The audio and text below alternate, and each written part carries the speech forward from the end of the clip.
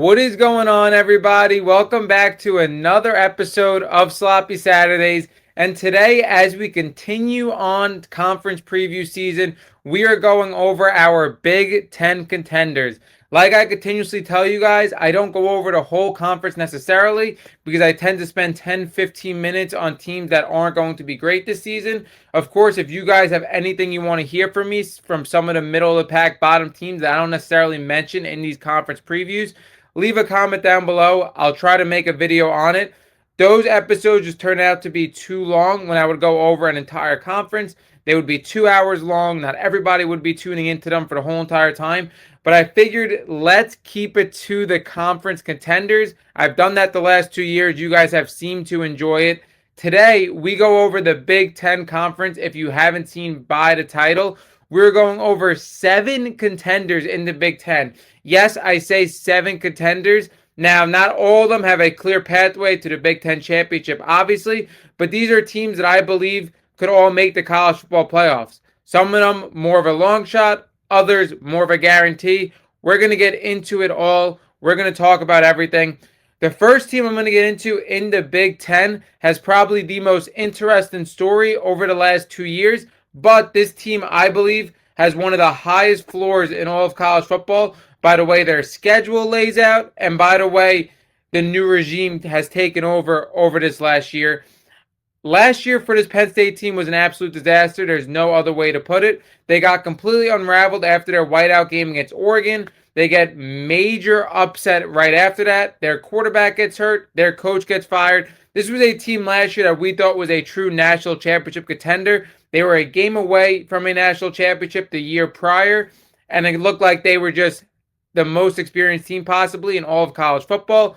Like I said, they completely unraveled. So after their coach got hurt, after their quarterback got hurt, after their coach got fired, we see the Matt Campbell era now. Matt Campbell comes from Iowa State. I think Matt Campbell is extremely underrated. I think for a team like Penn State, who isn't a regularly top 5 team in the country, regularly a national championship contender, the fact that they were able to get Matt Campbell, I thought it was possibly the best candidate they could have had.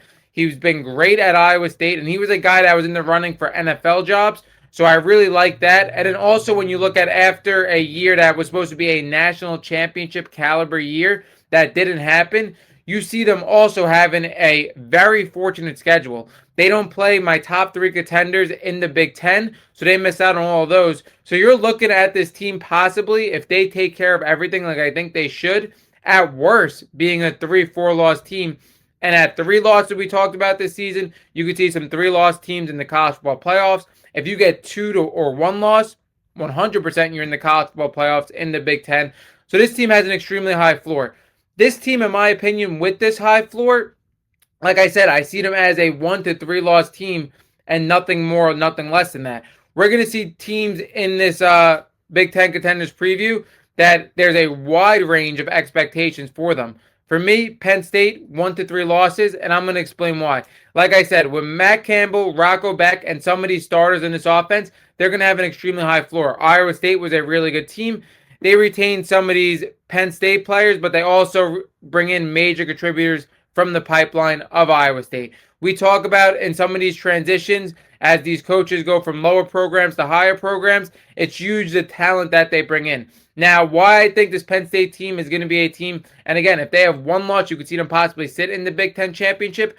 This is not a team that's going to be able to compete with the elite teams in college football. This is not a team, in my opinion, that could really win the Big Ten championship. This isn't even a team, in my opinion, that, unless the matchup is super fortunate, could really win a college football playoff team. This is one of those teams that we continually discuss with this high floor that is going to beat pretty much everybody they should, beat teams on the same level, but again, against elite teams, they aren't going to translate. Rocco Beck, he's one of the most experienced, if not the most experienced quarterback in all of college football. He has over 9,000 yards. He can rush the football when he has to, and he makes pretty good decisions with the football. He's not going to lose you a game, but in my opinion, he's not a guy that could really threaten every blade of grass. He's not the biggest quarterback, not the fastest quarterback, doesn't have the biggest arm, but again, a guy that's a system quarterback and the guy that's a game manager. That's what you're going to get out of him, and I think that's high enough for this team to have a pretty nice season in a transitional year. Then when you also look at what they have in this offense, I think the biggest thing you look at when you look at this Iowa State team is definitely the run game. Because his offensive line, I think, is going to be pretty good. But I think the running backs is a really good running back room, especially for a Penn State team, like I said, that wasn't supposed to have as big of expectations as last year, obviously. You're bringing Carson Hansen, which was Iowa State's leading rusher. He had over 1,000 total yards last year. But I think another big transfer portal ad that a lot of people aren't necessarily looking at is James Peoples. James Peoples was the second leading rusher on an Ohio State team that was really the number one team in the country for a while. He was a transfer for Ohio State. Bo Jackson obviously took over, but he's a guy that's super talented as well. So you have two really good running backs behind a good offensive line. Another thing I really like about this Penn State team is their tight end room. You bring in a tight end from Iowa State, Benjamin Brammer, who had over 500 yards, one of Rocco Beck's best targets last year. But you also have another tight end in this room, in Andrew Rapalia, who was a pretty big recruit for Penn State, and he looks like he won the tight end one job for Penn State. So you have two really starting level tight ends along with two really good running backs. I'm going to see a lot of two tight end sets where you're going to see two tight ends blocking and these tight ends be dumped off as pass catchers. So I really like that. And then when you look at high floor as well, they bring in two Iowa State receivers in Chase Sowell and Brett Erketson, who had 500 yards for Iowa State. So you're bringing that continuity for Rocco Beck as well. So again, you have three 500-yard pass catchers. You have Iowa State's leading rusher in this offense. You have an Iowa State and Ohio State back that comes in as well. And you also have the top tight end in Penn State coming back. The top tight end you could have had come back. So again, I think, again, you're going to see an offense that's going to be methodical, that's going to go down the field, that's going to, like I said, have a lot of two tight end sets, prioritize the run. And again, Rocco Beck isn't going to hurt you, in my opinion. Then when you look at the defense, you have some Penn State starters in here. You have some Iowa State guys that come in as well. For this Iowa State team, I feel like the biggest leaders on this defense is going to be Cooper Abel. He had nearly 40 tackles as a linebacker. And then you have Marcus Neal as well in the secondary, who had 41 tackles. So I think those are going to be two guys that are going to be the leaders on this defense. I expect this defense to be pretty good. Matt Campbell always runs a pretty good defense as well. But again, I think this offense is not going to be the most exciting offense. This offense doesn't have any players, in my opinion, that are elite in college football. But again, what I got is a game manager and Rocco Beck. You have two solid tight ends, two solid running backs. Again, they're going to be methodical down the field. I think this team has an extremely high floor in year one under Matt Campbell. And I think the biggest thing with this Penn State team is you're setting up year one, in my opinion, to make yourself a national championship contender in the next couple of years, get back in that conversation, which when you looked at in the middle of last year, I didn't think that was going to be the case. I thought last year was going to damage this Penn State program for a while. But now you look at this team having this floor of 4 losses, going to be a ranked team probably in the entirety of college football this season because that's what their schedule provides. And now you're going to get back in the national eye in these off seasons to get these premier players and be a national championship contender, in my opinion, possibly as soon as next year or the year after if everything goes right. Now when we look at this Penn State schedule, they open up against Marshall, 24-point favorite. They're going to win that game. Then they're at Temple. They're going to win that game easily. Buffalo at Penn State. They're going to beat them by 40. Then we see Wisconsin at Penn State. Again, it's a Big Ten matchup, but I don't think Wisconsin is nearly to the level of Penn State is this year. They're going to win that game, in my opinion, as long as they don't drop it. Penn State at Northwestern. They have Chip Kelly and Aiden Childs. But again, I don't see them as a team that could beat Penn State. We have them winning that. Now we get into their toughest matchups, and their toughest matchups comes 3 out of 4 weeks of their season in a row. You have USC at Penn State. That's going to be the whiteout game. That's an extremely tough environment. I think the toughest environment in all of college football. Now you could compare that to Kyle Field at Texas A&M, but I think the Penn State whiteout is the toughest environment in college football. They dropped that game last year against a better Oregon team that was an absolute heartbreaker. And I think it's going to be very similar this year. I think USC is a better team than them. I just think they have more top-end talent. And again, I think they're complete on both sides of the ball, USC. We're going to talk about them in a little bit. But I don't think Penn State is on the level of USC, even though it's a pick-em game because it's in their tough environment. Again, if I looked at Penn State as on the same level as USC, I would definitely have them winning this game. But I don't really see that. So I'm going to give USC to win there, and Penn State is going to lose 2 straight whiteout games, in my opinion. Then we have Penn State at Michigan. This is where it gets kind of tough for me because Michigan is one of those teams where their floor and their ceiling are going to be drastically different. Like they could be a top 10 team in college football if Kyle Whittingham develops Bryce Underwood, or we could see a Michigan team in this season that's kind of very similar to last year. They don't really have a consistent passing attack. They're trying to run the football, kind of one-dimensional. Again, we're going to get into Michigan as well. But again, another team that I think has more top-end talent than Penn State, but this game's even more different because this game's on the road in a tough Michigan environment where Michigan is a 6.5-point favorite. So I have Penn State losing that game. Now we're going to get into Purdue at Penn State. They're going to win that game. Now we have Penn State at Washington. Now, I believe when you look at Big Ten schedule-wise and who's going to be the higher-ranked team based on what their schedule provides, I think that's going to be Penn State. But I do think Washington is the better team if I would have to choose the two of them. I think they have more threats on offense. I think they have the much better quarterback in Demon Williams. They're very similar on both sides of the ball. But again, Demon Williams is more of a threat to me. This game's at Washington. So I have Penn State losing all three of their major matchups. Then I have Minnesota at Penn State. That game could be sneaky, but I have Penn State winning that.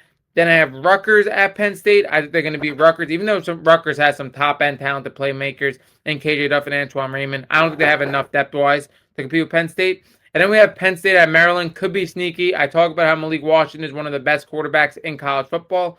Big Ten matchup, but again, I don't think Maryland's going to have the depth. I think Penn State's going to beat them there. So realistically for me, I have Penn State taking care of everybody that they should. And in their three major matchups, I have them dropping. In my opinion, again, they're close to Michigan. They're not crazy far off from USC, even though I'm high on USC this year. And again, them in Washington to some people is pretty much a pick 'em. But again, I like all those teams over Penn State. I have them being 9-3. At 9-3, we talked about you could see some 3-loss teams in the college football playoffs, especially with an expanded SEC schedule this year. And I just think you could see, again, with a lot of tough schedules in college football, some 3-loss teams in there.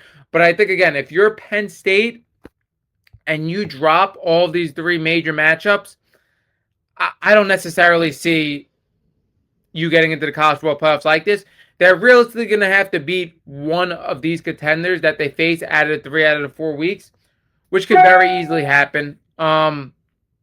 So I have Penn State at 9-3, which is really their floor. They could really make the college football playoffs 100% and be a one-loss team as well if they take care of some of these matchups. All right, now we're going to get into our next team that we just talked about, and this team is Washington. Now, Washington is extremely fortunate that they were able to get Demon Williams back. Demon Williams in this offseason, if people didn't know, he was going to go to LSU, and then legal issues in the contract kind of forced him back to Washington. But Demon Williams, in my opinion, is one of the best quarterbacks in all of college football. He's a guy, talent-wise, that I think could compete pretty much with anybody in the country at the quarterback position. I think you could argue he's the best dual threat in college football for a quarterback as well. He's a guy that's a legit threat on the ground, and he's a guy that's accurate enough in the air, in my opinion. He kind of has to get off his first read a little bit, but that's the one thing I could see him improving on this year, going through his reads a little bit better. But again, he reminds me of a Kyler Murray light. I talk about this all the time. True running threat, and again, accurate as a passer. What I love about this Washington team is how they replace certain positions. I think Jada Lamar is a very underrated pickup at the running back spot. They had a great running back room last year in Jonah Coleman, who was an NFL draft pick. And then you also have Adam Muhammad, who I think it would have been huge if they were able to retain him, but he went to Cal. So I think Jada Lamar is a really good player. I think every time I've seen him for this Oregon team where he transferred from, I thought he looked pretty good. He was one of those players, again, in a loaded Oregon running back room that just couldn't break through and get enough playing time. But I think he's going to be a really good running back in the Big Ten and a huge add for Washington. What I also love about Washington is I think Desmond Robick is really a wide receiver one in the Big Ten. Like, I truly believe that. Now, he kind of fed off Denzel Boston last year. Denzel Boston was one of the players that was one of the best receivers in the Big Ten. But Desmond Robick at 560 yards, 7 touchdowns.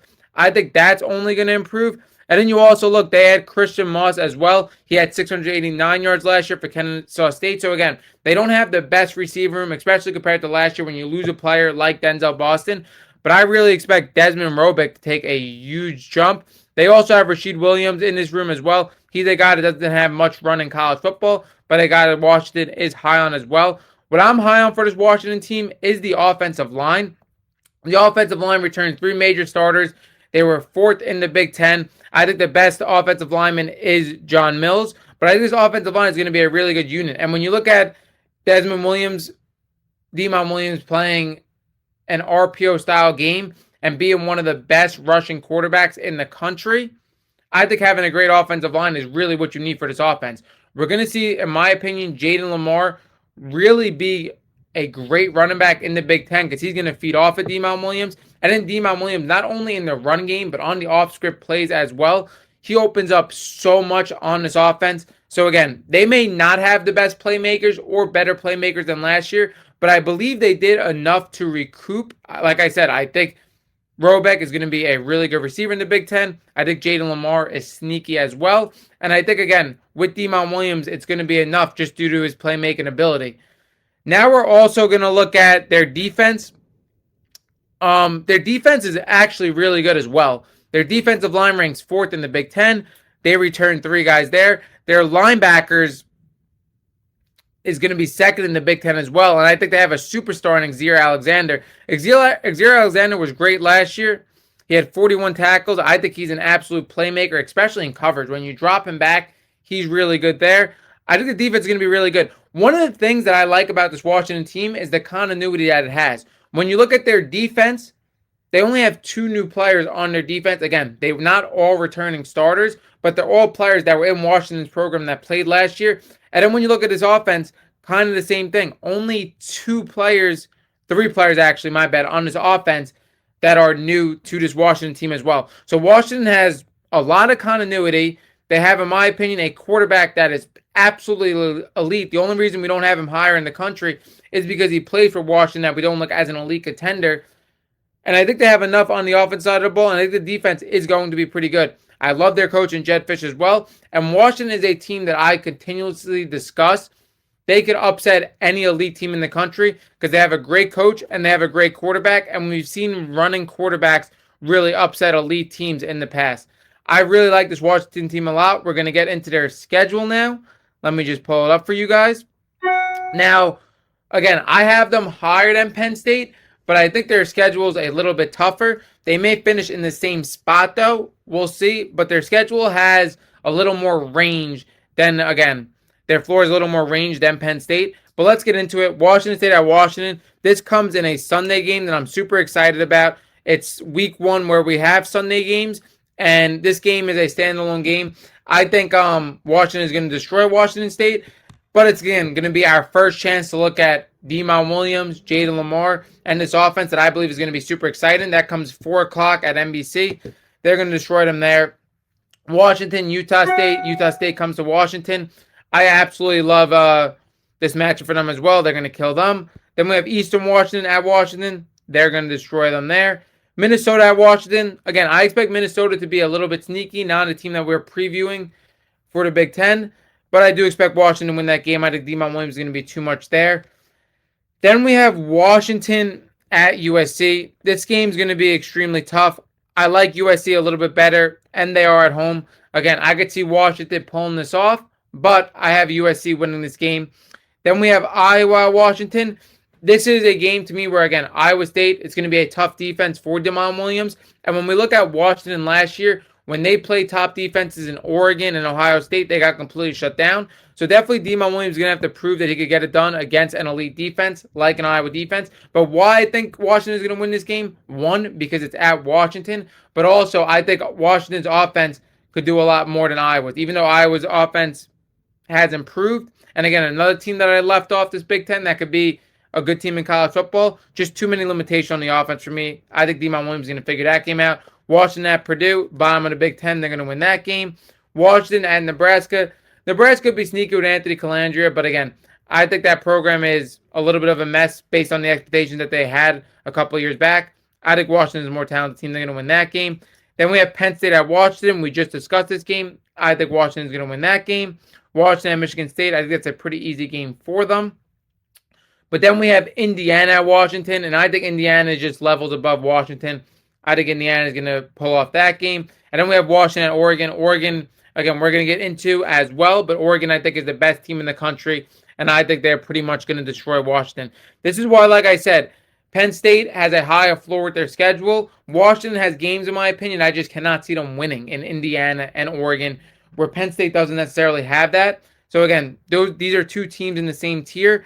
But for Washington, they come in 9-3, I believe, as well, because they lose against USC, they lose against Indiana, and they lose against Oregon, but they take care of everything else, which leaves them at 9-3. Last year, again, with the bowl game and everything, they were 9-4. But I really like Washington this year. Is their offense going to be as explosive? That's the biggest question without Denzel Boston, and then obviously without Jonah Coleman. But I think the run game is going to be really good. I like Desmond Robick a lot, but I don't know if he's going to be, again, obviously as great as Denzel Boston. As Denzel Boston was an absolute superstar. We'll just have to see, though. Now we're going to get into Michigan, who was a 9-4 team last year. And we're going to get into Michigan as well as USC kind of in this tier as well. Those are teams that I feel like have a lot of range. These teams could be, top 8 teams in the country, and these teams could miss out on the college football playoffs. We're getting into Michigan. Just had to get a sip of water. Now, Michigan, in my opinion, is a team that isn't necessarily going off of a traditional rebuild. Don't get me wrong. Kyle Whittingham brought in some huge players from Utah, but again, this is mostly Michigan's team that Kyle Whittingham has taken over. I absolutely love the move of Kyle Whittingham taking over Michigan. Michigan obviously likes to dominate in the trenches and run the football. And I think Kyle Whittingham at Utah was doing pretty much the same exact thing. Now, where I think for this Michigan ceiling over the next 2 years has to change, it has to be a little bit more balance of the run and the pass, because you have an elite quarterback recruit in Bryce Underwood that you have to get comfortable passing the football. And it has to be a little bit more favored towards a split when your best player in the future is Bryce Underwood and you want to develop him in the pocket. Now, I'm still extremely high on Bryce Underwood, but if he doesn't take a massive step this year, it's going to be interesting, because we already saw for this Michigan team them going after Drew Mestermaker, and they have Braylon Fowler and Nicolosi as well in the transfer portal. So they're basically telling you that they're not 100% sure on Bryce Underwood. Now, I think Bryce Underwood's going to be a star in college football, but we'll have to see, and we'll figure out pretty quickly, because this Michigan plays a tough out-of-conference game in week 2. So we'll see where we're kind of getting out of this Michigan team. Now, their offensive line for a Michigan team last year wasn't great, but they returned 3 starters on this offensive line. So I think this offensive line is only going to develop further, and I love some of the freshmen that they had on this offensive line in this freshman recruiting class. Like, we talk about this freshman recruiting class a year ago with Marshall, Underwood, and March that were absolute stars, but you also forget about Blake Frazier. You forget about Jake Garama as well, who are stars on the offensive line. So this is why I believe this Michigan team, realistically, very similar to other teams that we have talked about this week, I think they're going to be a team that's a 3-4 loss team possibly. And then next year, with a lot of these sophomore stars that they're going to develop, become a true national championship contender. But it could also happen this year very quickly, because they do have the top end talent. This running back room is ridiculous. When you look at Jordan Marshall last year, he wasn't the lead back because they had Justice Hayes, who was a Heisman candidate. Then Justice Hayes gets hurt, and then you have Jordan Marshall come in and have over 900 yards, have over 100-yard receiving. He's a true RB1 in college football, double-digit touchdowns. And again, you're looking at a guy that really only started for half of the season. Then you have Savion Hitter behind him. Savion Hitter is one of the best freshman players in the country as a true freshman. He's definitely going to get in towards the second half of the season. He's a guy that's not built like a true freshman. He's ultra physical. He really embodies contact. They have 2 really great running backs in this running back room. Then you look at their receiving core. I think Andrew Marsh has the ability to be one of the best receivers we've seen for Michigan in the last 10 to 15 years. That's how high I am on Andrew Marsh. Now, again, we talked about how inconsistent this passing game was, but Andrew Marsh had 651 yards last year, 14 touchdowns. He had 14.5 yards per catch. He's a guy that could absolutely eat out of the slot, and I think he's, again, quick enough to play on the outside in college football as well. Like, he's a legit wide receiver 1. I really like what they did around Andrew Marsh as well to give him more secondary receivers that could get him open. I think J.J. Buchan, coming from Utah, is going to have a major year from them. And then we also see Jamie French as well, who was a Texas recruit, pretty highly rated recruit. They could see if they get the upside out of him as well. But again, this offense really only goes as far as Bryce Underwood does passing. If we see the same thing as last year, it's going to be a similar team where they're 9-4, miss out of the college football playoff, has limitations on offense. But if Bryce Underwood could get comfortable as a passer, whew, this team could be really, really good and a contender this year. The other thing I want to highlight as well is how Kyle Whittingham used Devin Dampier in the run game. He said he wants to use Bryce Underwood a lot more in the run game. When you look at, again, two really good running backs in the RPO game, you have Bryce Underwood now that maybe not be as elusive as a Devin Dampier. He's a really great runner, though, but he also is at 6'4", more dangerous of a runner with his size. So it's going to be interesting to see how he uses Bryce Underwood as a runner as well. Then we look at this defense. I really like this defense. I liked this defense last year. Now, they don't return a ton of starters. I believe they returned 4 starters. I really like Jari Hill in the secondary. I think he's one of the best secondary players in the nation. I like Smith Snowden as a transfer as well. But the biggest thing about this Michigan defense and what Kyle Whittingham has brought is John Henry Daly. John Henry Daly is a guy that could be a first-round pick. He plays a premier position at the edge rush position. And when you look at a guy that really sits down as an edge rusher, you could argue he's the best edge rusher in the entire nation. We're looking at a guy with 11.5 sacks this year, and he comes into an even better defense. This is an absolute game wrecker for this Michigan team, and I expect this Michigan defense to be really good. Like I said, I think they have 3 major transfer ads. I think John Henry Jr. is an absolute star. I like Smith Snowden as well. But then you also look at what they have returning 8 players on this defense. This defense is going to be really good. Again, it's really comes down to Michigan if you get Bryce Underwood comfortable as a passer. And I think they kind of have a little bit of a tough schedule as well. We're going to get into it. Now, I think I'm going to favor them in a lot of games possibly that people may have not been favored them in. But, yeah, we're going to get into their schedule. Western Michigan and Michigan, obviously they're going to destroy Western Michigan. Then we have Oklahoma at Michigan. This is a really tough game. This is a game where we're really going to figure out if Bryce Underwood can get comfortable as a passer early. Michigan's going to have a really tough defense. Brett Venables is one of the toughest defensive-minded head coaches in the nation. This game is at Michigan, though, which I really think favors them. It's only a pick 'em, which I don't necessarily like that line because it really tells you that Oklahoma is the better team. And coming in early in the season with the continuity that Oklahoma has, they probably are the better team going into the game for a lot of people. But for me, personally, I like Michigan better. I like Kyle Whittingham better as a coach. And I'm not high on John Mateer. I'm really not as high on John Mateer as other people are. I like Michigan's run game a lot more. I think they could get more yards downfield, which I think, again, is a big question for Oklahoma. And like I said, I like Michigan's defense compared to Oklahoma's as well. I think Michigan shocks a lot of people and wins this game, and I like that they're home. I think this is a lot more even matchup than people expect. I'm going to take Michigan in that game. Then we have UTEP at Michigan. They're going to destroy them. We have Iowa at Michigan again. This is not a game where I feel like Iowa's going to be able to get to the level of Michigan.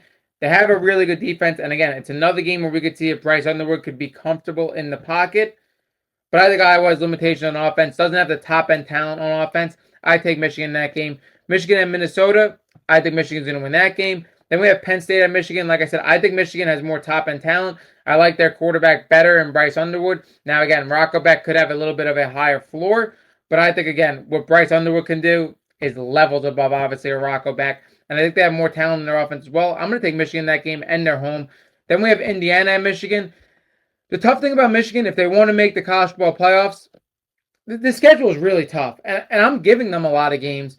But Indiana and Michigan, again, if Michigan gets to the point that we think they could get to under Kyle Whittingham, developing Bryce Underwood, this is a game that Michigan can win at home because they're at home against Indiana.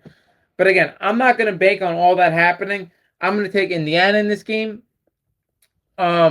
Michigan at Rutgers, I have Michigan winning that game. Michigan State at Michigan, I have Michigan winning that game, of course. Then we have Michigan at Oregon. I have Oregon absolutely destroying them. I have Oregon as the best team in the country. We've discussed this.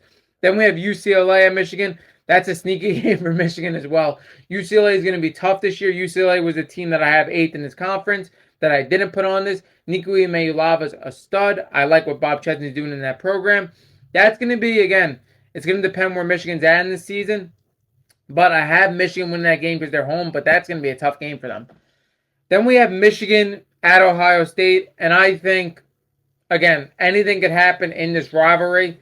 But if I'm being honest, Ohio State, in my opinion, going into the season, levels above Michigan. They're at home in this game. I'm gonna take Ohio State. So again, when you look at Michigan, their schedule is extremely tough. They have an SEC team, and then they have the top three teams in this conference as well. So Michigan is another team. Again, a lot of 9-3 teams. A team that goes 9-3 in this conference, and they got to take care of every game that I said they have to take care of to go 9-3, and they kind of have to upset a team, in my opinion, one of these top end teams to make the college football playoff. So very tough schedule for Michigan. I think there's a way too that Kyle Whittingham unlocks Bryce Underwood, but it still isn't enough to make the college football playoff just due to how tough their schedule is. That's my opinion there. Now we're going to get into the USC Trojans, who I believe have, again, one of their most complete teams in years under Lincoln Riley. Now, again, you may look at top-end talent as Makai Lemon last year. You look at Caleb Williams as well, being a number one overall generational borderline pick. But I think this USC team is probably the most complete team in Lincoln Riley's era. And I think, again, the biggest question with this team, if they could get the defense figured out, because you have Gary Patterson coming in who was a head coach from TCU, who had one of the best defenses in the nation over a multitude of years. If they could figure out this defense, this team could be definitely a college football playoff team. Because this team is really, really complete. And this team has a record 15 returning FBS starters. They have one of the best quarterbacks in the nation in Jada Maiava. I think Jada Maiava needs to take another step, though. I think another quarterback that really has to get off his first read a lot quicker. But I think, again, this offense is going to be a lot different than it was last year. Like I said, they were a team that was second in the Big Ten in sacks allowed. So, and not allowing sacks. So, I think returning 5 starters, this offensive line is going to be absolutely elite. I think this could be the best offensive line. People talk about it. Best offensive line in the last 20 years for USC. How often do you get a really great offensive line that's returning all 5 starters in a pivotal year like this? Rarely ever happens. Their running back room, again, you could argue they have the best running back tandem in the nation. Waymon Jordan is really that talented. I think he's going to be one of the best running backs in the country. And really the same thing with King Miller. I think King Miller is legit. Now, the odd thing about this is King Miller is the guy that we saw more just because Waymon Jordan was battling injuries. Waymon Jordan is the guy with more upside that's going to be the running back one. But these guys are 4-down running backs that could really catch the football as well. And we know a Lincoln Riley offense at its height runs the football. And this team's going to run the football. Now, when you look at Jada Maiava last year, Jada Maiava threw for 3,700 yards. Threw for one of the most yards in the country. I think now with this USC offense, it's going to be a lot different. It's going to be more of a split. You saw last year that they had, obviously, Makai Lemon, who you could argue was the best receiver in the nation last year. And you had Jacoby Lane, that was an NFL receiver that was a one-on-one threat on the outside. This receiving room, I think, is going to be really good. It's not going to be to that level. And like I said, the offensive line is going to be better, and the running backs being healthy is going to be one of the best running back rooms in the nation. So it's going to be a near split. But I do think Jada Maiava definitely has enough in his passing game. When you look at Terrell Anderson, he was a receiver on a really good NC State team. He had over 600 yards on that team. So again, I think bringing him in as a transfer portal next to Tanuk Hines is a good compliment. But I think Tanuk Hines is going to be a wide receiver 1 in the Big Ten, like, for sure. When you look at Tanuk Hines and why a lot of people are very high on him, Tanuk Hines had major games against major opponents. When you look at Tanuk Hines, he had over 100 yards against Oregon, and this was when Makai Lemon and Jacoby Lane were in that game. And then when you look at Tanuk Hines in the bowl game when Makai Lemon and Jacoby Lane weren't in that game, he had 163 yards in that game. He's a true athlete, a guy that came in as a guy that could play both sides of the ball, but he's a guy that I think is going to develop into Jada Maiava's number 1 target. Now, my only question is, how quickly does Jada Maiava gain chemistry with this new receiving core? I obviously think, again, he's going to lean on his best receiver that's been there in Tanuk Hines, but it's going to be more of a split, and it's just how high, in my opinion, is Jada Maiava going to get? Like, I have him as a top 10 quarterback. Can he get off his first read a lot quicker? Because that was the biggest thing. When you look at him against Oregon, when you look at him against Notre Dame, the 2 toughest defenses that he faced last season, he threw multiple interceptions in both of those games. And he didn't turn the ball over a lot this season. But again, very similar to what we were saying with Drew Messemaker. when he faced his toughest opponents, he had multiple interceptions. So again, can he be a better decision maker against top teams? And also, can he get this receiving core up to speed? Because it's not coming in, obviously, as talented as last year. And for Jada Mayava, does he take that next step, being a better decision maker against these elite teams? And does he become a top 10 quarterback, which I have him as a top 10 quarterback going into the year, spoiler. But is he a quarterback that sits at 8, 9, 10? Or is he a quarterback that possibly is sitting at the Heisman ceremony? That's what's really going to decide a lot of things for this team as well. And then again, like I said, the biggest question mark is going to be the defense, in my opinion. The defense was middle of the pack, but it obviously returned a lot of starters. So it's going to have a lot of continuity, and we can see if these guys progress. And the biggest thing is Gary Patterson. Are you going to be able to progress this defense? When we look at Lincoln Riley and his defenses in the past, defensive coordinators, I feel like this is, again, as we've been making this podcast, multiple years where we see a different defensive coordinator, different defensive coordinator, different defensive coordinator. Because we see Lincoln Riley is really an offensive coordinator at heart. His defenses haven't been great. But if you could get a solid defense with this offense, how balanced it is, this could be a team that 100% makes the college football playoffs. Like, I think USC has that kind of upside to them. And I think this is Lincoln Riley's chance, because when you look at him with Caleb Williams, when you look at him last year, obviously with the top end talent that they have, at USC, he hasn't been able to get it done. And again, how much longer is he going to last there? Are they going to want to change? Again, I think he's arguably the best offensive mind in the sport. But we're looking at the best team complete-wise in a Lincoln Riley era and a year where he kind of has to make it there just because he hasn't met expectations. Now let's get into USC's schedule. They face San Jose State, which is actually this Saturday in Week 0. Obviously, they're going to destroy them, but it's going to be super fun in a Week 0 game to see a team the caliber of USC and obviously to see what they have come into fruition.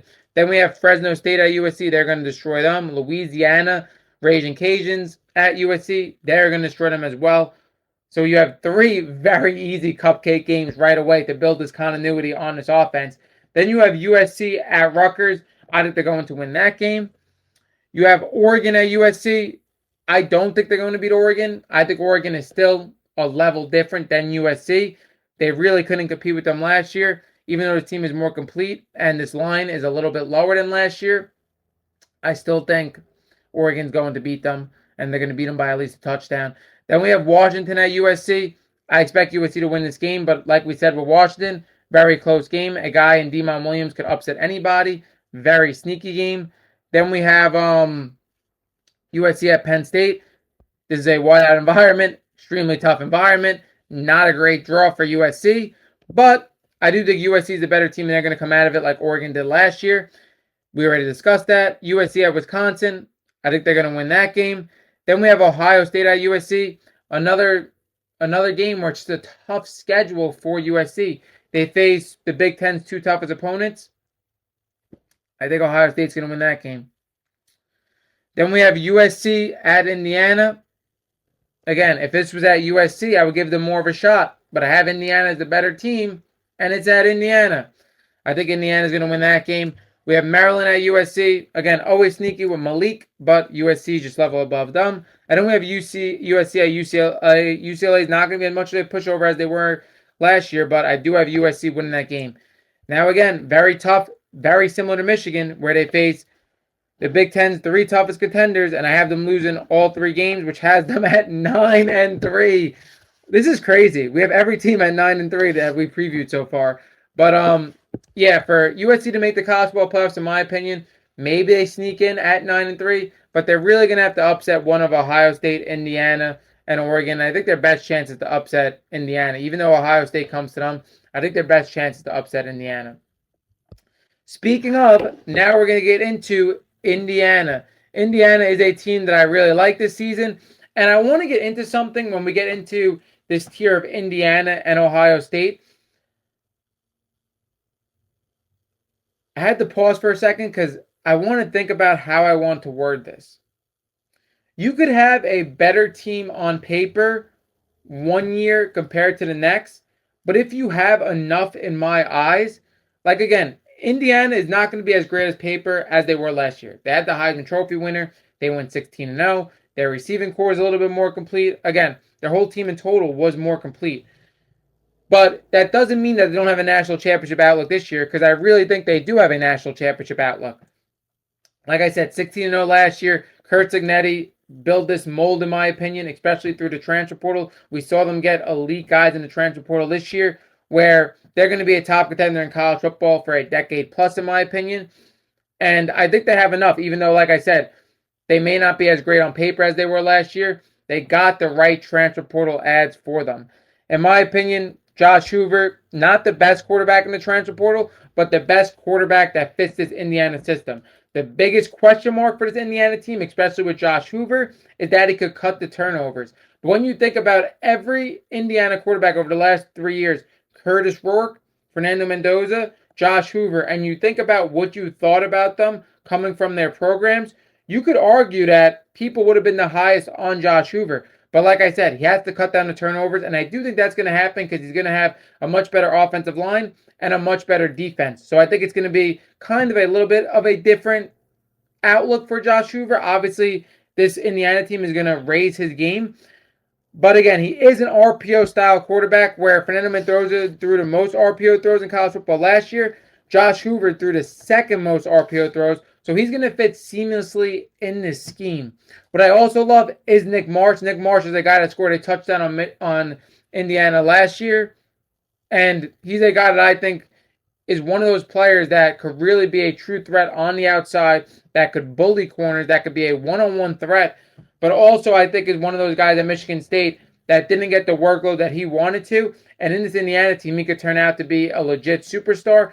Then you have Charlie Becker as well. Now, I've discussed, I don't think Charlie Becker, I can't get to top 5 receiver for Charlie Becker, but I do think Charlie Becker is, again, probably a top 10, top 15 receiver, because at his size, what he's able to do going downfield, it reminds me so much of Alec Pierce. Like, he's arguably the best downfield threat in the country. So, again, I like Charlie Becker a lot. I do. But I can't get the top 5 receiver yet. And why I can't get the top 5 receiver is because you saw a guy in Charlie Becker along with Elijah Surratt, along with Omar Cooper Jr., that got buried in the depth chart for 8 weeks. He was a guy that was only on special teams.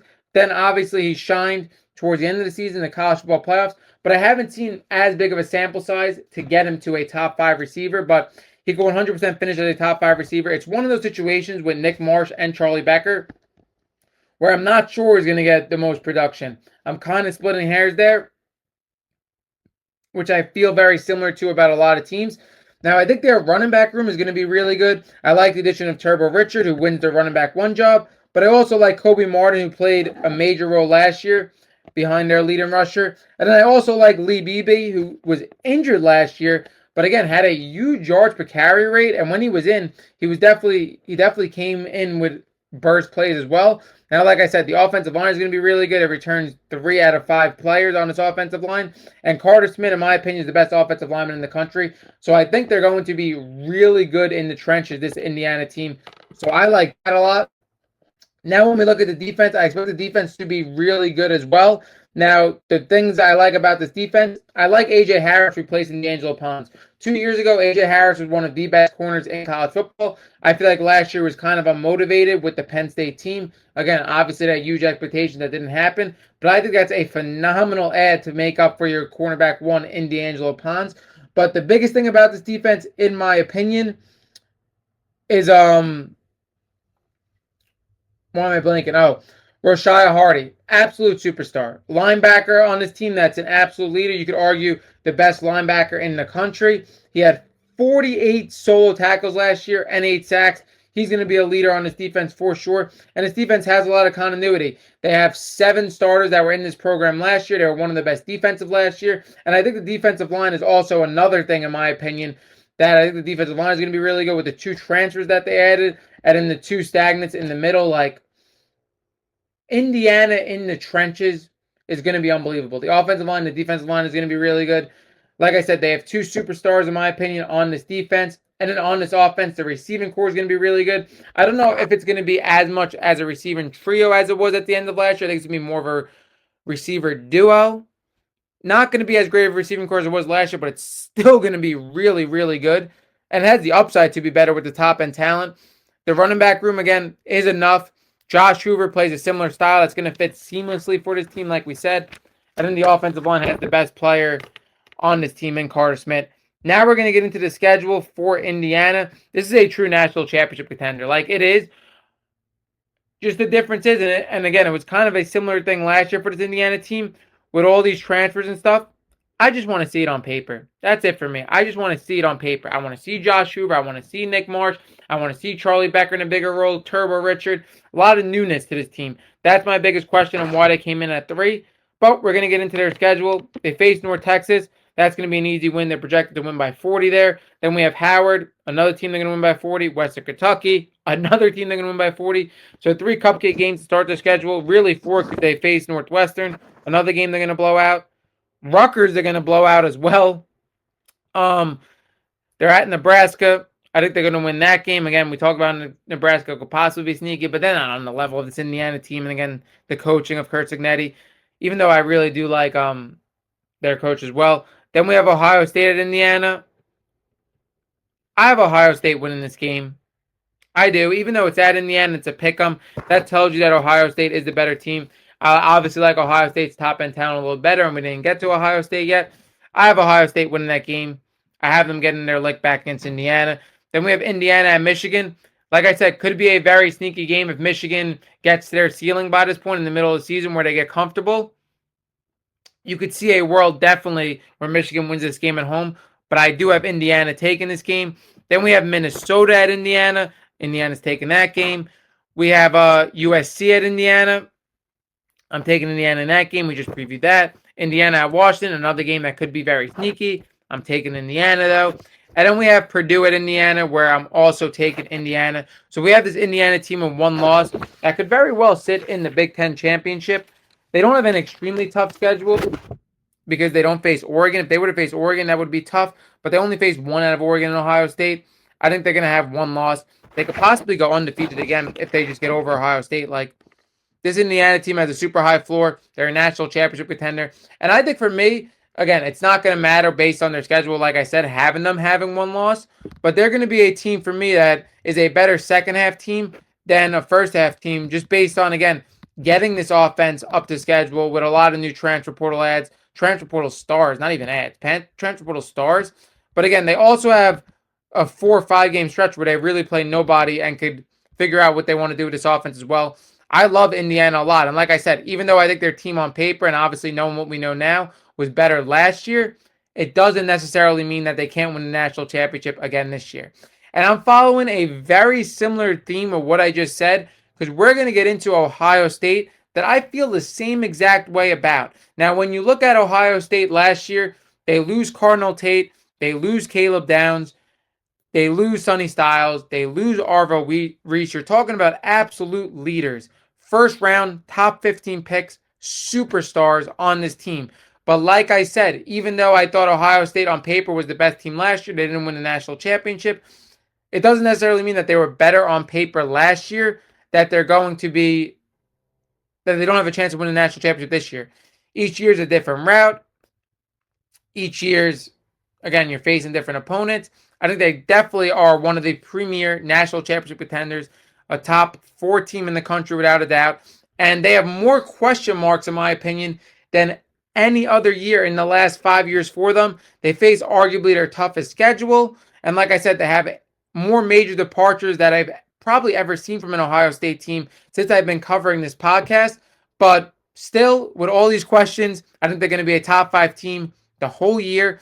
And I think they're going to be a better back half team once they figure it out than a front half team. My biggest question with this Ohio State team, it's kind of split. The defense, like I said, obviously lost 8 starters, but they lost 8 starters the year prior, and they still were an historic defense. Like an historic defense. One of the best defenses we've ever seen in college football last year. But the biggest difference is last year compared to this year is they lose absolute leaders. Like I said, 3 guys. Like I think Caleb Downs is one of the best safety prospects I've ever seen. And then you also had 2 top 7 picks as well. Like they lost leaders. So that's a little bit different in my opinion. Now again, Ohio State reloads. They have, I believe, 7 guys that are going to come in from this Ohio State program as starters.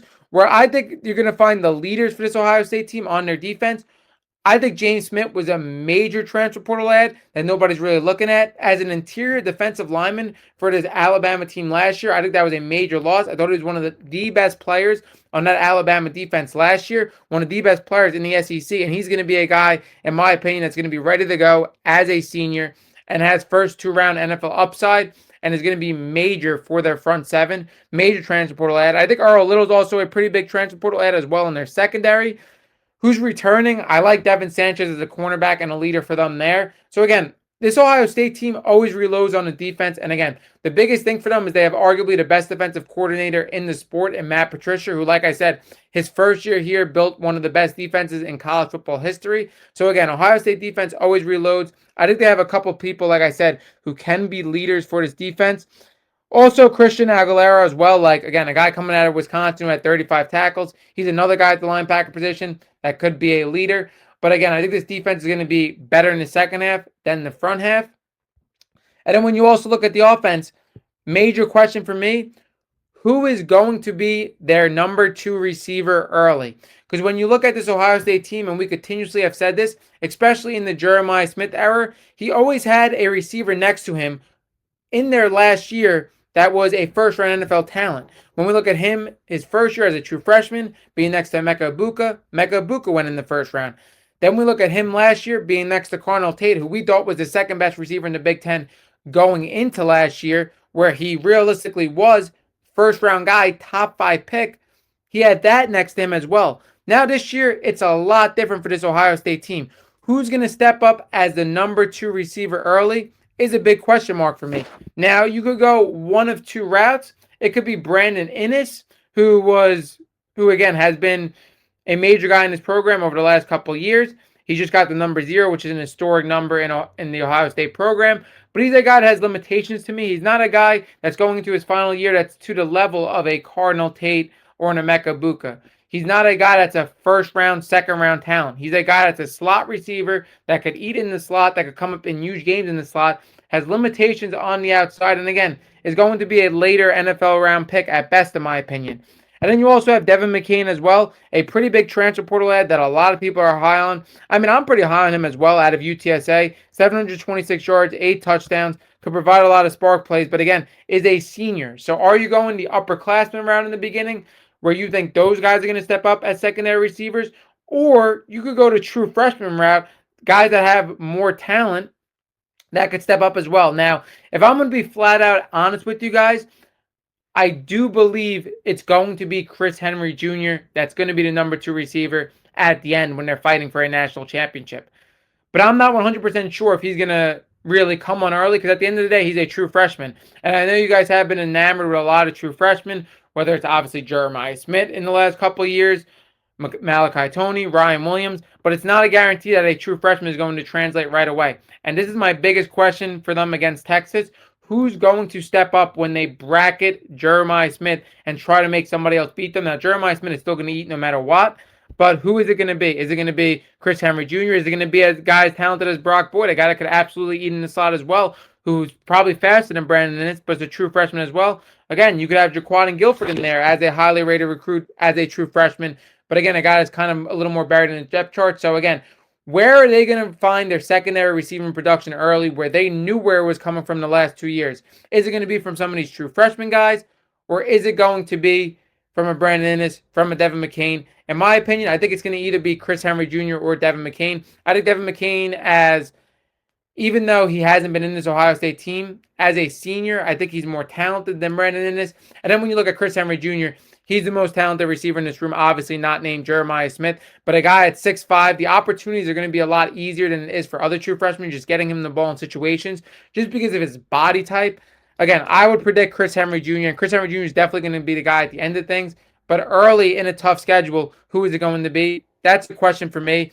I think Bo Jackson is an absolute star. I know a lot of people aren't super high on Bo Jackson, but I think what he done last year as a freshman, it's absolutely ridiculous. Over 1,000 yards rushing. He obviously took that job over James Peoples, who we discussed earlier in this episode. I think he's going to be a lead back, possibly a bell cow. You could also throw in Legend Bay in the mix as well. Now, Legend Bay is kind of more of a Swiss Army knife. He could play running back. He could play receiver. He's a guy with huge burst, but he's a guy that's like a receiver at the running back position as well. We could see him a lot on third down. He could get in there in the second half of the season. Like, this is one of Ohio State's guys when you look at this freshman class, and a guy that a lot of people think could possibly be in the running for a Heisman Trophy by the time his time's finished. Like, that's how versatile his skill set is. Again, with a guy that, again, I'm super high on Imbo Jackson. It's going to be interesting to see if Legend Bay can work his way in there as well. But why I'm super high on this Ohio State team and why I think they could be even better than they were last year and possibly win a national championship, because they have the two best players, possibly in my opinion, in college football. Now, Jeremiah Smith is definitely the best player in college football. And in my opinion, Julian Sayin is the best quarterback in the nation. When you look at Julian Sayin to break Ohio State's completion percentage record and to throw for nearly 80% of your passes, like, I think he's the best quarterback in the country. I would rather no quarterback sitting in the pocket and dicing up a defense than Julian Sayin. The only thing, in my opinion, where Julian Sayin has to improve his game is kind of taking a little bit more where the defense gives you in the run game. When we look at him coming in as a quarterback recruit, he came in as a dual threat quarterback, and he has straight line speed. Now, I think Julian Sayin, again, even though he got a lot bigger, and I do expect him to take an even bigger jump, I think it was used that he got a lot bigger because it really puts him as more of an NFL prospect. He's now kind of more of like a Caleb Williams kind of stature, where he's kind of like 6'1", but he's over 210 pounds. So I like that for him. Where last year he was a little bit more skinny. He took a massive jump. And we kind of see that with, not to go off in the tangent, everybody in Ohio State's room. Like, Jeremiah Smith looks like Julio Jones. And then you see Chris Henry Jr. at 6'5", big and lanky as well. So, again, I don't know what they're doing. Legend Bay, too. Like, there's a lot of guys that took huge, massive weight jumps. But back to what I was saying. Julian Sayin has to take a little bit more what the defense gives him in the run game. Because when we look at him getting shut down against Miami, getting shut down against Indiana, that cannot happen this year. And even though he's the most accurate passer, when you have a defensive front getting to you, you got to open up in the run game just a little bit. 5 times a game, take what they give you. That opens up so much more than you think with these elite weapons on the outside. So that's my biggest thing with Julian Sayin. But again, a guy, in my opinion, that was a top 3 quarterback last year that's returning, that I think is going to be the best quarterback in the country. And with paired up with the best receiver in the country, the best player in the country, Ohio State obviously could 100% win a national championship. Now let's break down Ohio State's schedule. We have Ball State at Ohio State. I expect them to win that game. We have Ohio State at Texas. And again, this is where you get into the question marks of what I was saying about how you have new leaders on the defense, how you don't know where their secondary receivers are going to come from, especially in a major game against Texas. Are these secondary receivers going to have their best game and arguably their toughest opponent of the year? That's going to be pretty tough, and it's at Texas. I have Texas winning that game. I already discussed it in another preview. But again, it is a toss-up for me now because Trevor Gooseby of Texas may not play in this game, who is arguably their best player on the team. He could be a top 5 pick at an offensive line spot, but I still have Texas winning that game and getting their lick back. Then we have Kent State at Ohio State. I have Ohio State winning that game, obviously. Illinois at Ohio State. I have Ohio State winning that game. Iowa State at Iowa, tough place to play. Obviously a great defense, but again, Ohio State just level above that team. Maryland at Ohio State. Ohio State's going to win that game. Ohio State at Indiana. I like Ohio State a little more in that game. I'm going to take Ohio State, even though I'm high on Indiana too.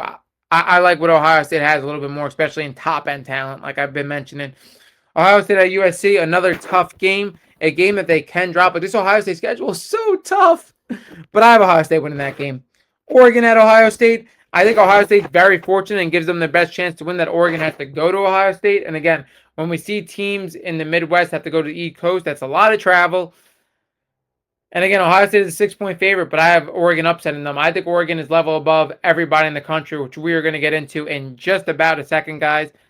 I have Oregon winning that game. Then we have Northwestern at Ohio State.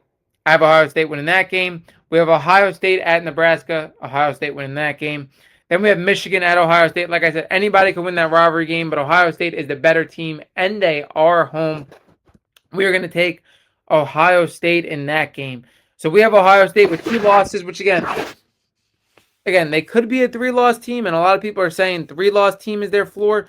But I really have 10-2 being their floor just because Ohio State doesn't normally drop games, and they come up in big matchups. Even though their schedule is as difficult as you could get for a Big Ten schedule, I don't see them losing more than 2 games. And they could even be a one-loss team or an undefeated team because, again, this team has the talent to do that. But, again, with the amount of top matchups that they have, I definitely see them having a loss. But I see them having 2 losses based on breaking down their schedule. Now we get into our last team. Let me get another sip of water because this episode's going over an hour. One of our longest episodes this year.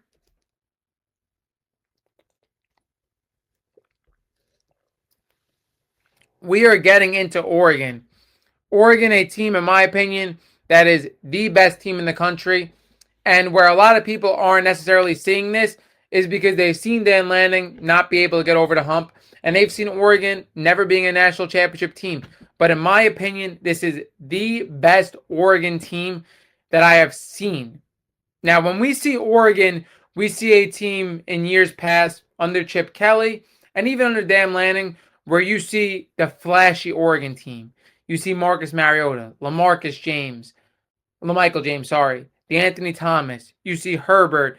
You see, obviously, Tez Johnson. Again, all these guys. Bo Nix. Super flashy. But where this Oregon team is different, they have the most depth in the country, without a doubt. And I'm going to tell you guys why all their position groups have so much depth. But they are phenomenal in the trenches. Even though they only returned 2 offensive line starters, I think they're going to be great on their offensive line. And where they are so much different, they have the most defensive line depth in the country, which is huge because you can't play 4 guys that big all game long.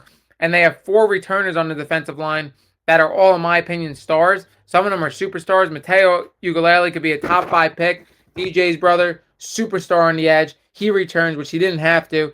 Tatum Tuloe as well, superstar. These Hawaiian names are tough for me to pronounce. Sorry, guys. Bear Alexander, who came from Georgia and USC, who couldn't really get playing time there, he becomes a top-level starter on the interior, and I love Amari Washington as well. This 4-man defensive front, the best defensive line, like I said, in Oregon history. I'm going to their defense first before you get into the offense. I guess the one question mark you could say is what they lost in their linebacker room, but I think their linebacker should be fine. Their secondary is ridiculous. It is absurd. Brandon Finney last year had one of the best freshman corner seasons, true freshman corner seasons I've ever seen. He is one of the best corners in the country. In the Texas Tech game, he was by far their best player. He was the MVP of that game, multiple interceptions. He's a guy that really participates in this no-fly zone, lockdown corner. The biggest transfer portal ad that you could argue in the country, another thing that's flying under the radar, is Coy Parrish. Coy Parrish could be the best safety in the country coming from Minnesota. A phenomenal ad into Dan Lanning secondary, which is his bread and butter. But when we look at what Dylan Diedemann did last year as a first-round pick for this Oregon team as a transfer last year, so following that same path, Coy Parrish could be the leader of this defense in the secondary. He's not going to let anything get past him. He's phenomenal. And I think it was a huge ad. Obviously, like I said, in my opinion, Dylan Diedemann was their best player. Now Coy Parrish fits seamlessly in that role. So you have a defensive line that can move around, that's 6 deep, that has 4 stars. You have a secondary that returns 3 players and adds in an absolute superstar. This defense is going to be ridiculous. And then when you look at the offensive depth, it's so ridiculous that, again, we've talked about it. Again, I don't know if since I've created this pod that we've seen an offense with more depth. I know I obviously have some Oregon bias, but this offense is ridiculous, guys. Ridiculous. Now, you may look, again, at top-end wide receiver talent and what they produced in college football, and you may look at other receiving corps, but in my opinion, DeCoria Moore is going to be a top 5 receiver in the country this year. You guys are forgetting this is the highest rated recruit in Oregon history, and he looked good last year.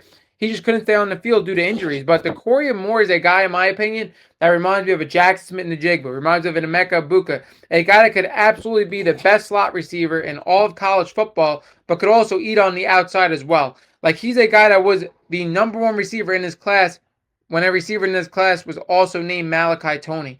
Like, he's going to be a top 5 receiver in the country. I think he's definitely going to be the wide receiver 1 for this team. But when you look at their wide receiver 2 and wide receiver 3, it's absurd as well. When you look at Jeremiah McClellan, who absolutely came on last year, a guy that they stole from Ohio State, when he couldn't get on the field and most of their receiving core got injured, you saw Jeremiah McClellan absolutely eat and stayed on the field for the rest of the season. He's a guy that could play on the outside. He could play on the inside. He's ridiculous. He's another guy, in my opinion, that could be a wide receiver one in the Big Ten. And then when you look at a wild card in Evan Stewart, like Evan Stewart was a top 5 receiver in the nation at one point to us. Obviously, horrible injury, but was a major contributor for that 2024 team that won the Big Ten as well. So you're looking at 3 possible wide receiver ones in this receiving core. Then don't even get me started on what they have behind this receiving core.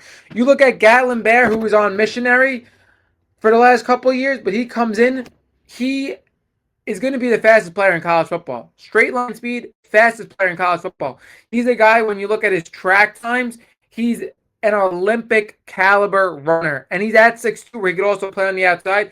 He's a guy that's going to be a huge spark in the return game. I don't know if he's going to be able to make on the field much as a receiver. Again, he's a guy that you could use in the run game because of his straight line speed. You could use him in that kind of sense. I don't know if he's going to be able to ever have an every down role this year. But again, a guy that's a complete wild card along with Evan Stewart that you could use in the return game, but you could also use in the run game. The fastest player, like I said, in college football to have that's crazy. Then you also have Iverson Hooks, who I don't know why Iverson Hooks transferred here for his situation, but Iverson Hooks is the guy that had 900 yards and 7 touchdowns for UAB. Significant production in college football. I think he's most likely to be their 4th receiver. And then you also have Jalen Lott as well, who's a complete 5-star. So you have 2 5-stars in Gatlin Bear and Jalen Lott. And then you also have Iverson Hooks, who's an upperclassman who has significant production in college football, along with 3 wide receiver ones. This wide receiver core is 6 wide receivers deep, guys. And you're pairing these 6 wide receivers up with the most experienced quarterback combined with talent in college football in Dante Moore. Probably the best arm talent in college football. He's athletic enough to take what a defense gives him. He's a guy that was great all season long last year. Just couldn't get over the hump against Indiana. Now, again, the biggest question with him, along with Julian Sayin, along with pretty much everybody in the country as a top quarterback, besides Trinidad Chambliss, is how they're going to perform in the college football playoffs. Because obviously Dante Moore's performance last year was a disaster. But he's going to come into the season with the best team in college football. And he's going to come into this season with more weapons than he ever had. Like I said, pairing him up with 6 wide receivers deep. Don't even get me started on Jamari Johnson, who was along with Kenyon Sadiq last year, but has, again, the ability to be an absolute mismatch against linebackers, where he's too fast against linebackers. He's too big against corners. And he could be a first-round tight end as well. Then you look at the running back room, guys. Again, do I even have to say anymore? They had the 2 best freshman running backs last year in Jordan Davison, in De'Ari Hill. 2 guys that are going to split carries, that are going to be complete wide receiver ones. 2 of the best running backs in the Big Ten. So you have, again, a defense that's absolutely loaded. The best defensive line in Oregon's history, where they're going to be better in the trenches than they ever have been. Not just a flashy team, but a team that, like I said, is going to be able to rotate on the defensive line, which is extremely dangerous. An elite secondary. They have 6 receivers deep. They have an experienced quarterback that would have been a top 3 pick last year, coming back to be a top 3 pick again this year. They have 2 elite running backs, and they have a first-round tight end. How could anybody have more depth or be better than this team? Argue with me down below. Please, argue with me. Going into their schedule, we already went in pretty much all their major matchups. I'm not going to get into it for you guys because, again, all their major matchups against USC, we highlighted.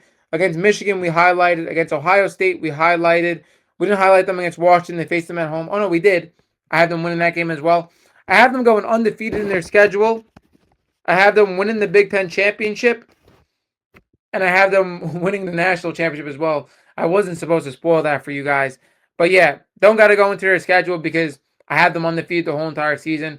Again, realistically, they're probably going to get a loss somewhere, but I just don't see it yet because I see them leveled above depth everybody else. Have them as my best team in the country. This team is absolutely loaded. The most loaded Oregon team we've ever seen. And like I said, the difference for this team is the trenches, guys. That wraps up this episode on the Big Ten. Drop down your comments below. This episode ran really long at 1 hour and 10. But the best part about it, guys, is I'm going to cut off each segment of each team pretty much, Maybe one team I'll leave out. So I'm going to have the full episode come out for you guys, and I'm going to break down each team as well into individual segments for if you just want to see one of these Big Ten teams and what I think about them. That wraps this episode of Sloppy Saturdays. Like I said, we are here for college football. Week 0 starts in less than 2 days, and then we're going to get into week 1 a week from now as well. These previews are coming out to you guys day after day after day to get you guys ready. Tune into every single preview if you want to be ready on every conference and every major player in college football. That wraps this episode of Sloppy Saturdays, and we are